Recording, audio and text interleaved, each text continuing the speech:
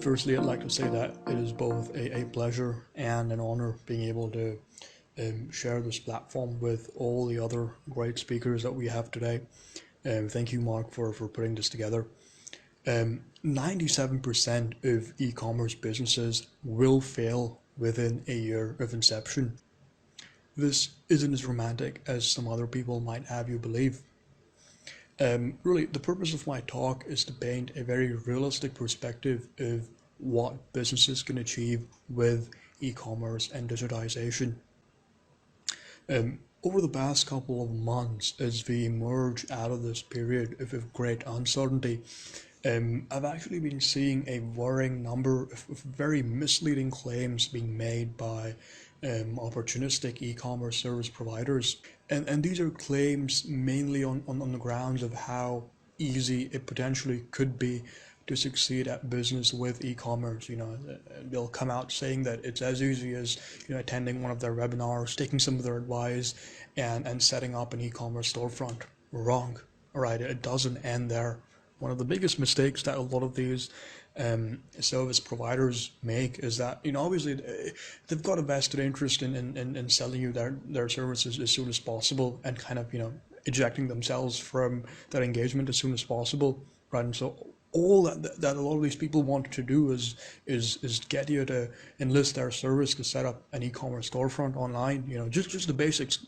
That's sort of like the first step, right? And then they kind of eject themselves from the entire engagement. You've got to understand that such e-commerce companies, such service providers are not in the business of making you money, all right? They're in the business of selling web hosting and design services and e-commerce services, okay? They're only making these overtly optimistic promises in order to close a client, which might be you, all right? Don't let the stress of this ongoing uncertainty, being at home, being unemployed, or, don't let any of this get to you and kind of force you into, buying into something that may be too good to be true, all right? Having an e-commerce storefront or an app alone doesn't do very much for you, really. That's just sort of like the first step. It's just a storefront. All right. Is it possible to set up an e-commerce storefront for a few $1,000s? Sure. You've got Shopify, WooCommerce. I mean, these are things that your teenage kid could do for you, really. These are very simple things to set up. But is that it? Does the process end there? Not at all. Okay. The reality of e-commerce is as follows. All right. 6 to 12 months of persistent efforts in terms of SEO. Okay, so this is something that takes a considerable amount of time. A lot of people that enter into this space from a non-tech background really haven't got a clear idea of what SEO is. Okay, it's not like this magic wand that you wave around and the next thing you know you've got thousands or millions of people on your website. It doesn't work that way. Really what it is persistent efforts in terms of optimizing content, in terms of putting out the right content, building your website's reputation on search engines so that you rank higher for certain keywords or search terms or whatever it is that the case might be. And best case, this could take anywhere from 6 to 12 months, right? So right off the bat, as you can see, this is a very kind of arduous, slow, long-term process. Okay, this isn't a quick fix or a sort of quick, convenient way for you to make a little money, regardless of what these service providers may have you believe, right? Because once again, they've got a vested interest. Brutally expensive and competitive ads. You'll almost never succeed with just organic content, with just SEO, with just organic social media content, because in order to kind of build up your audience that way, it's going to take you far longer than you'd like, right? And so there has to be an aspect of kind of promoting what it is that you're selling. Digital advertising, all right, advertising on social media, PPC on Google search, you name it, right? Various different channels. And what you've got to understand is that you're up against some highly competitive bidders. You've got companies like Amazon, and eBay, and Souk, and Noon, and tons of other e-commerce companies that have millions of dollars in ad spend. All right, and so Really, if you're in their space, if you're selling the same products, if you're in the same product categories, that's who you're up against. You're up against these big names, okay? And the harsh reality of that is that it makes the entire environment or the entire process extremely competitive, brutally competitive. And so if you haven't got the right expertise yourself, or if you're not enlisting the right expertise in terms of people that are handling your digital ads, really good luck to you, because you're going to have a very difficult time competing against some of these big names that have got millions of dollars in ad spend, because in their case, even if their campaigns aren't very well optimized, really all they've got to do is buy up ad space, right? That they've got to put themselves out on as many platforms as possible, and just keep spending as much money as possible, and customers would still know of them, or hear about them, right? And that may not be the case for your business. I mean, you might have to optimize your campaigns a heck of a lot more because your budgets are very limited. Little to no customer loyalty. This is another harsh reality of e-commerce. Okay, unlike a physical store or a retail outlet where you might have, the ambience or the environment, or a particularly charming salesperson to lure people in. Really, e-commerce comes down to pricing, offers, discounts, specifications, what the product looks like, what it does. It's really highly critical and highly objective, right? And so hypothetically, a competitor of yours could just come in with a slightly lower price, a slightly better discount, or a slightly faster delivery time, and leech off of your customers, right? And so that is the level of competitiveness that you're going to be dealing with, and you sure as hell have got to be prepared for it. Extremely long hours spent working, right? So this is another common myth or common misconception that people have. Unlike something such as being a business owner or investing in real estate, you're not really going to be able to set up an e-commerce storefront, sit back with a drink and watch money pour in. It is not a hands-off business model. You're going to have to spend a significant amount of time on digital content, PR, marketing yourself, promoting yourself, finding the right products. If you happen to make your own products, you've got to head back to the drawing board, focus on product development in order to make sure that you're putting out the right sort of products that people are looking for online. Highly competitively priced and competitively built products. With competitive specifications. I mean, sure, in the long term, you could get to a stage where you're, hiring a team and you're able to delegate a lot of this work. But chances are, if you're starting out with a handful of co-founders or a relatively small team, there is going to be a significant amount of work that you'll have to do yourself. 98% of consumers stick to reputed retailers. So this will be the likes of Amazon, eBay, Noon, companies of that stature. Your effective target audience or your target market would be extremely small. Okay, particularly as a small name retailer that not a lot of people have heard of. Once again, this is just one of the many harsh realities that you've got to come to terms with. A good question to ask here is, well, how do you become one of them? How do you become one of these big name retailers? And really, there are one of two things you can do, right? Firstly, you've got to build as much brand equity as possible so that people know you, right? You've got to be out there as much as possible, so that people know you, people have ordered from you, and they trust you, right? And that really is the second point: trust. Okay, if they know of you, they've ordered from you, and if there's tons of good feedback on you on the internet, people are going to trust you. They're going to buy from you. Because really, think about it from their perspective, right? From the customer's perspective. One of the main reasons why they primarily prefer to shop with Amazon or eBay or Noon is because they trust these brands. They trust that they'll be delivered good products. They'll be, the deliveries would come in on time. They're not going to be taken for a ride. They're not going to be ripped off. They're able to, compare for the best price. All of these advantages that they've got with these big name retailers. And so if you're able to provide an equal or better proposition, they'll come to you, all right. But if you're not able to do that, good luck to you.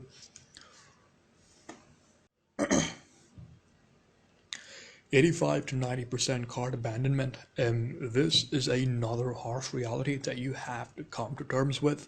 Your work doesn't just end and bring people in to your store, right? There's an entire process from that point till they check out and until you've actually made money off of them. And the reality of the matter is that about 90% of people that head to your store and add items to cart abandon it, right? And these rates are particularly higher in the Middle East, where compared to, let's say, the United States or some areas of Europe, e-commerce is still relatively nascent. People still have a preference for walking into retail stores and kind of enjoying that ambience of shopping at a retail outlet, that the ability to tangibly feel products. And so 85 to 90% is a very realistic amount in terms of the number of people that are going to visit you, add products to cart, and ultimately not buy from you, right? And so you've got to be prepared for this. And chances are, as someone that is a smaller retailer, this number might be more like 95 or 98%. Okay, and so you've got to come up with ways in which you can optimize this number. So for instance, one of the things that we do with our clients is retargeting cart abandonments. Okay, so whatever shop system you've got to be able to integrate your CRM or marketing system with that shop system and pull the right data. You've got to be able to pull this list of users that have added products to cart and not gone through with the purchase. And what you can then do is target ads and email campaigns and SMS campaigns specifically to that demographic, right? So you're constantly reminding them that, hey, you added this t-shirt or this pair of shoes, or you added this food item to your cart and you haven't checked out. Are you still interested, mate? And if they are, they see that email, they see that ad, and they buy from you.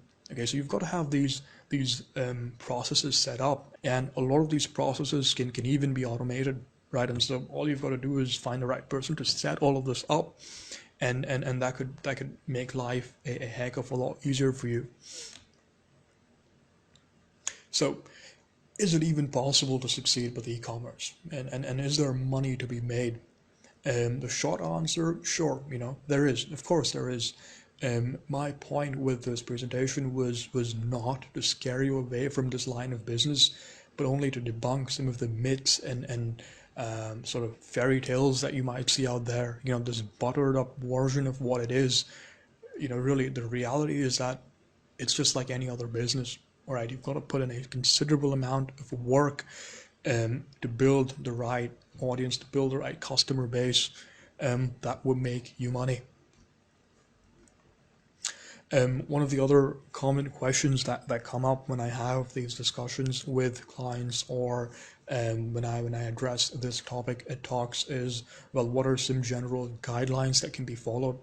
And so here are a few things that you can keep in mind in terms of things that you should follow, general guidelines, general best practices that could make life a little easier for you.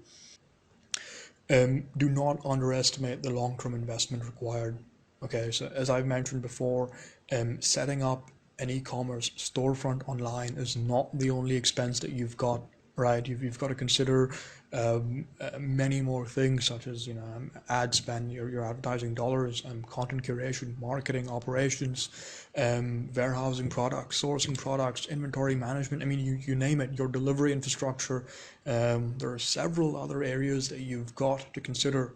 Okay, and in the instance where you might be selling off of Amazon or Noon or eBay, even, you've got to consider how much you're going to end up paying them in commissions for using their platform. Do not rely on a website development or hosting company for advice on business development and marketing, right? So this is a very important point. These are very separate disciplines, okay? And one of the biggest mistakes I've seen people make is that they have this e-commerce storefront developed from a development company, And really these guys are a bunch of software developers and engineers, and then they go back to the same people for advice and marketing and promoting their e-commerce business, and that is a terrible thing to do. Sure, these are all aspects in the same digital realm, but the sort of expertise or the sort of knowledge that you require for building an e-commerce platform versus promoting and marketing one is extremely different. Okay, just make sure that you've got the right people on board, right? And don't skim out on these necessary investments. Okay, you're going to have to invest in the right team to put your e-commerce website together. You're going to have to invest in the right team to help you promote and market this the right way. You're going to have to invest in the right team to help you sell, to help you source products, you name it. All right. As I've mentioned before, there are no shortcuts in this game. All right. There's no easy way to go about doing this. It is a considerable amount of work that you have to be prepared for. Factor in the huge drop-off rates in website users and checkouts. Right, so as I've mentioned before, you will see a significant amount of your traffic dropping off of your website, not going through with purchases, abandoning carts, the whole 9 yards, right? And so you've got to be very realistic in terms of your financial projections. Okay, you've got to factor in these huge drop-offs. Okay, because if you don't, you're going to be in for a very rude awakening, and you don't want that, right? You don't want that shock 6 months down the line saying, "Hey, we've got millions of people that have visited our website, but really none of them are buying from us, or it's a very small percentage." And when in reality, there could be nothing wrong. That just might be the way it is. This one is a personal favorite of mine because a lot of people tend to disagree or debate this. But this is fact. Drop shipping and other sneaky approaches are not going to work in 2020. All right. If you're not aware of what this is, look it up or have a conversation with me after the event. I'm really short on time here, so I want to kind of rush through it as soon as possible. But the long and short of it is that no one is going to pay you more for a product when they can get the same product for a better price with faster delivery from, say, Amazon or Noon or eBay for that matter. No one is going to do that, right? The underlying premise of drop shipping, heck, I'll explain it, why not? The underlying premise of drop shipping is that you're able to source products for very cheap from a Chinese retailer and ship them directly to a customer, say in the Middle East or the US or someplace in Europe, right? People that might be willing to pay a little more for it. And the fallacy with that line of thought is that there's already other retailers doing the exact same thing. Right? You've got sellers on Amazon or eBay that are probably doing the exact same thing. You've got local retailers like dollar stores that are probably doing the exact same thing. And chances are, with the amount of volume that they've got, they're able to provide a better price, and they're able to deliver it a heck of a lot faster. Okay, and so what would you do if you were the customer, right? Always put yourself in the customer's shoes. Obviously you would pick the option that is cheapest and the product that would be delivered to you the fastest, right? And so, probably if this was 2010, that these things could work, these methods would work. But these days, really what customers want online is the cheapest product delivered to them as fast as possible. Obviously quality is important, but they're not gonna pay a huge premium for it unless you're Apple or what have you, right? One of these big brands with a lot of brand equity. But chances are, as just another e-commerce retailer or someone that sells their product online as a relatively smaller brand, you're going to be up for some serious price competition, and some serious competition in terms of delivery times. And so simply drop shipping unbranded products isn't going to get you very far. In fact, you might not see any progress at all, because really most customers can see through it in this day and age. Get the right advice for you and don't fall for unrealistic claims, right? If something sounds too good to be true, it probably is, right? There's no exceptions to this old adage. Anyone who promises you these kind of extremely optimistic outcomes from a relatively small investment in terms of time and money is probably lying. All right, turn the other way and run. These are not the sort of people, these are not the sort of service providers that you want to work with. All right, and I mean, think about it this way, right? If someone did really have a shortcut, why would they be telling you about it? Right? I mean, even though I'm personally not a very big believer of shortcuts or gaming the system, but even if there were a way to do that, why would someone tell you? See what I mean? And so really your best bet is to put in the work, find the right people to work with, and really do what is necessary.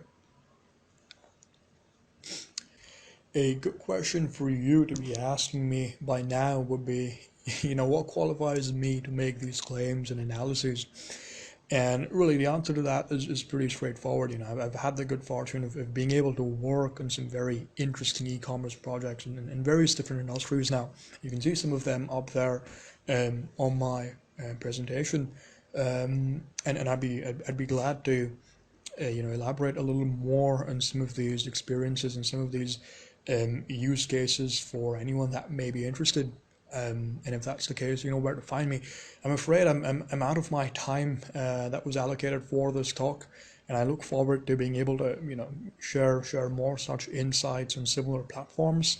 Once again, for anyone that may be interested in furthering this conversation with me or consulting me one-on-one with regards to their business or their plans for digitizing or exploring the e-commerce area, you know where to find me. Try and find my contact details in the description of this video, or check in with the event organizers. They should be able to share that information with you. Thank you all for your time. Have a good one, ladies and gentlemen. Have a good one. Bye now.